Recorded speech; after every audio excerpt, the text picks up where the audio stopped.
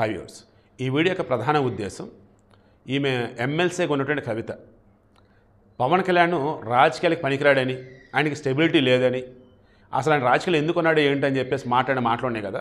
Just ఒక 4-5 లైన్లు add చేసి కోల్డ్ చేస్తా వీడియో. ఇప్పుడు ఎమ్మెల్సీ కవిత ఈమె ఎలా అయ్యారు? ఎంపీగా ఓడిపోతే పోటీ చేసి ప్రజలు ఓడిస్తే అధికారంలో ఉంటే వాళ్ళ నాన్న, అధికారంలో వాళ్ళ అన్న, అధికారంలో వాళ్ళ బావగారు హరీష్ రావు గారు అంతా కలగలిసి పార్టీ శ్రేణులు మొత్తం చోటుకు తీసుకొచ్చి ఎట్టి ప్రతి మన కవితను గెలిపించుకోవాల్సిందని చెప్పేసి ఐ థింక్ స్థానిక సంస్థల కోటాలనుకుంటే గెలిపించుకున్నారు, గెలవటం కాదు. బట్ పవన్ కళ్యాణ్ 2019 ఎన్నికల్లో పోటీ చేసి 2 చోట్ల ఓడిపోయాడు, కానీ ప్రజల మధ్య ఉన్నాడు. కేసీఆర్ గారి 2023 ఎన్నికలలో కానీ ఓడిపోతే వెళ్ళి ఫామ్ హౌస్లో ఉన్నట్టుగా ఉండలా, ప్రజల మధ్య ఉన్నాడు. అటువంటి పవన్ కళ్యాణ్కి రాజకీయాల్లో స్థిరత్వం లేదా? రాజకీయాలు పనికిరాడు. అంటే ఈమె ఎమ్మెల్సీగా ఉన్నారు, అంతకుముందు ఎంపీగా ఉన్నారు. ఈమె చేసింది ఏంటి అన్నప్పుడు ఢిల్లీ లిక్కర్ స్కామ్కి సంబంధించేసి కీలక సూత్రధారి, పాత్రధారి. చివరికి ఏమైంది?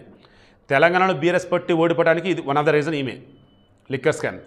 ఆమ్ ఆద్మీ పార్టీ ఖచ్చితంగా ఢిల్లీలో గెలిచిద్ది అనుకున్నారు, అక్కడ ఓడిపోవడం కారణం one of the main reason ఈమె. 2 చోట్ల అధికార పార్టీలు కోరటానికి కారణమైంది ఈమె. ఏకంగా ఒక స్త్రీ అయి ఉండి ఏకంగా లిక్కర్ స్కామ్లో కీలకమైంది అండ్ జైల్లో ఉండి వచ్చింది.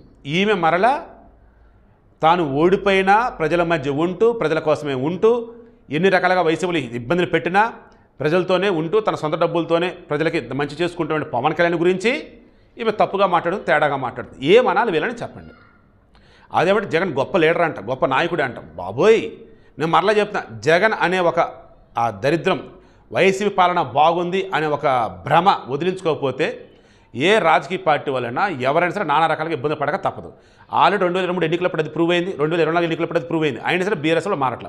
అదుసు సినిమాలో జూనియర్ ఎన్టీఆర్ వచ్చేసి కమెడియన్ రఘుని కలుస్తాడు, రఘు అని అతని పేరు, అది అనుకుంటా. వాళ్ళని కలుస్తాడు, అంత అయిపోయింది. ఈలోపు కింద బ్యాగ్ ఉంటుంది, ఇస్తాడు. అన్నయ్య అందరిని కలిసి నన్ను కాల్చేది ఏందన్నయ్య అంటాడు.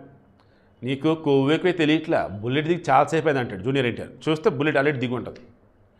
అలా ఇప్పటికీ ఈ బీఆర్ఎస్ వాళ్ళు ఎటువంటి భ్రమలో ఉన్నారంటే, ఎప్పుడు ఎన్నిక వచ్చినా మేమే గెలుస్తాం, తెలంగాణ ప్రజలకి నిజమైనటువంటి రాజకీయ పార్టీ అంటే మాదే, తెలంగాణకి పాలకులు అంటే మేమే అన్న భ్రమంలో ఉన్నారు. ఎందుకు? 2023 ఎన్నికలలో, అసెంబ్లీ ఎన్నికలలో వీళ్ళని ఓడించారు, ప్రతిపక్షాన్ని పరిమితం చేశారు. 2024 ఎన్నికల్లో వచ్చేసి ఏకంగా సింగిల్ సీటు కూడా ఇవ్వాల.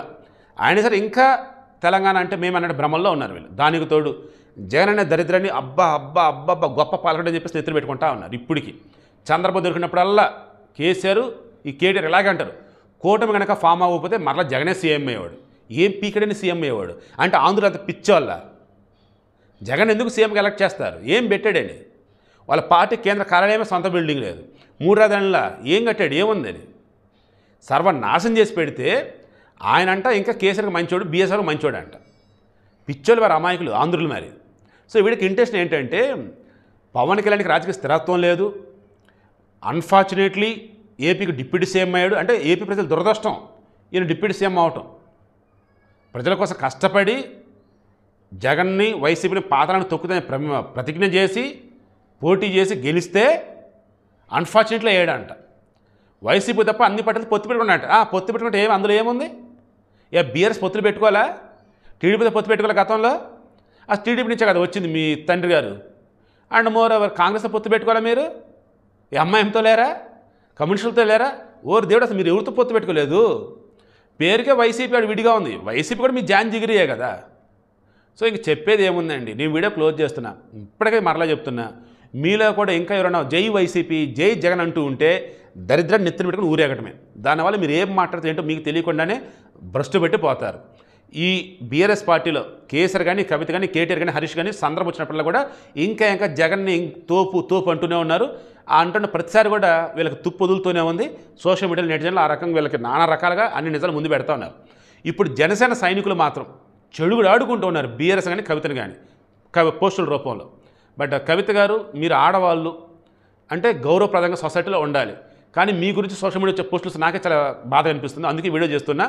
దయచేసి ఇప్పటికన్నా పక్క రాష్ట్ర రాజకీయాల గురించి మాట్లాడాల్సి వస్తే మాట్లాడండి, కానీ ఆ నాయకులకు సంబంధించేసి మీకు తెలిసిన అడ్డదిడ్డంగా మాట్లాడకండి. పార్టీ పెట్టిన 15 సంవత్సరాలకి ఎమ్మెల్యే అయ్యాడా? పార్టీ పెట్టింది 2014లో, ఎన్నిసార్లు? 10 సంవత్సరాలు ఇప్పటికి, సరే 11 సంవత్సరాలు. అండ్ 2019లో పోటీ చేశాడు. మరి 15 సంవత్సరాలు ఎక్కడ? సరే మీరు అన్నట్టు 2008లోనో 9లోనో ప్రజారాజ్యం పెట్టారని అనుకుందాం. పవన్ కళ్యాణ్ పోటీ చేశాడా? లేదే. 2014 పోటీ చేశాడు? లేదే. మరి ఎలా అనగలుగుతారు?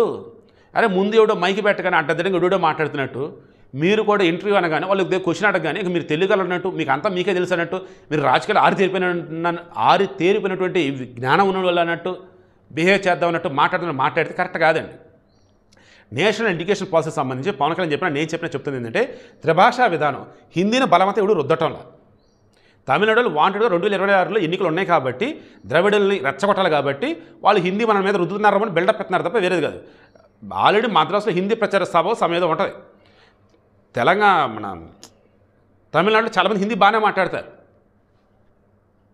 మీరు తెలుగు వాళ్ళే ఉండి తెలుగులో మాట్లాడితే చిన్న చూపు అయితే ఇంగ్లీషు హిందీలో మాట్లాడతారు. మళ్ళీ మీరు కూడా వచ్చేసి పవన్ కళ్యాణ్ గురించి మాట్లాడుతున్నారు నెగిటివ్గా ఏదేదో రకంగా. సీరియస్లీ బీఆర్ఎస్ పార్టీ వారి కంట్లో వాళ్ళు పొడుచుకుంటున్న రేలుతో జగన్ విషయంలో ప్రతిసారి అడ్డంగా బుక్ అవుతున్నారు సోషల్ మీడియాలో. వీళ్ళు మాత్రం పవన్ కళ్యాణ్ విషయం మాత్రం చేత అతి పెద్ద తప్పు అయితే ఇప్పుడు కవిత చేశారు. అడ్డదిడ్డంగా ఆడేసుకుంటున్నారు జనసేన వాళ్ళు అయితే.